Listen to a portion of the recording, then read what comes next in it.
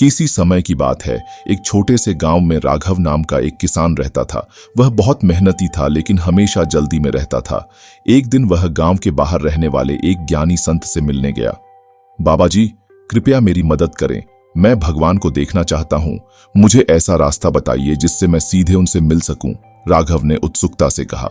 संत मुस्कुराए और बोले, भगवान को देखने के लिए तुम्हें पूरी श्रद्धा के साथ एक नियम का पालन करना होगा।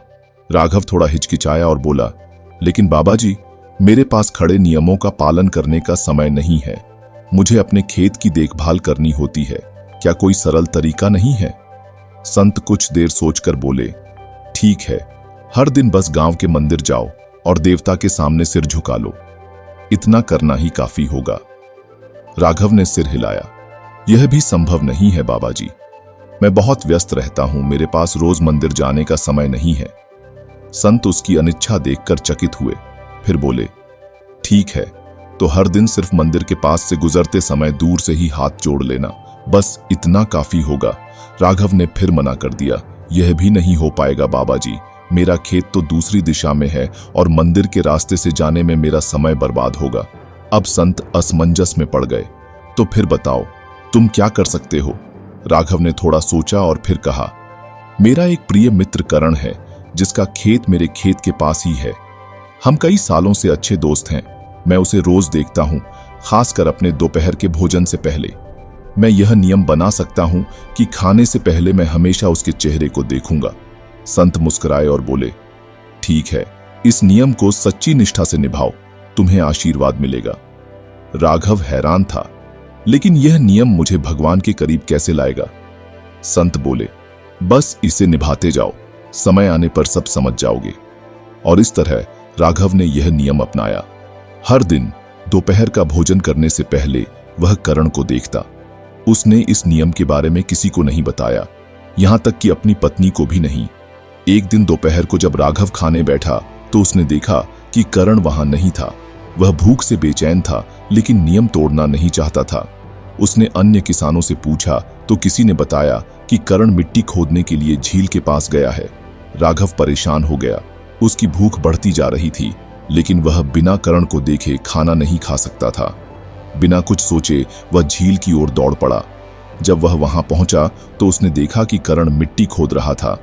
उसी समय करण को मिट्टी में सोने के सिक्कों से भरी एक थैली मिली। करण बहुत खुश हुआ, लेकिन साथ ही घबरा भी गया। मुझे यह किसी को नहीं बताना चाहिए। अगर किसी को पता चला तो वे इसे बांटना चाहेंगे। तभी राघव वहां पहुंचा और जोर से बोला, करण। करण चौंक गया। ओह नहीं, उसने मुझे देख लिया। अगर उसने सोने के सिक्के देख लिए तो पूरे गांव को पता चल जाएगा।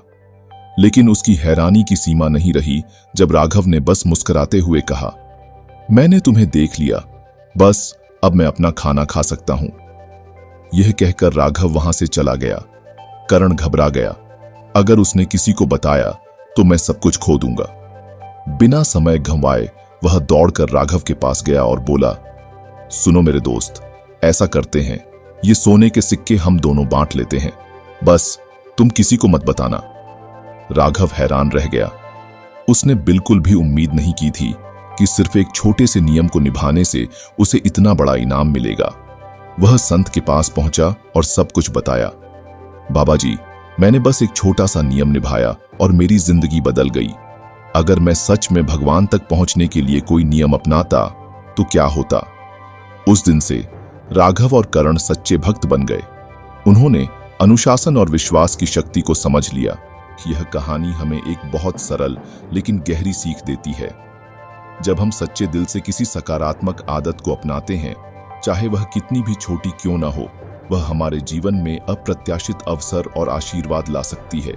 जैसे राघव की छोटी सी आदत ने उसे बड़ी दौलत दिलाई, वैसे ही अनुशासन और समर्पण हमें भी सफलता, शांति और ईश्वरीय कृपा दिला सकते हैं। चमत्कार शॉर्टकट से नहीं, बल्कि आस्था, धैर्य और अनुशासन से होते हैं।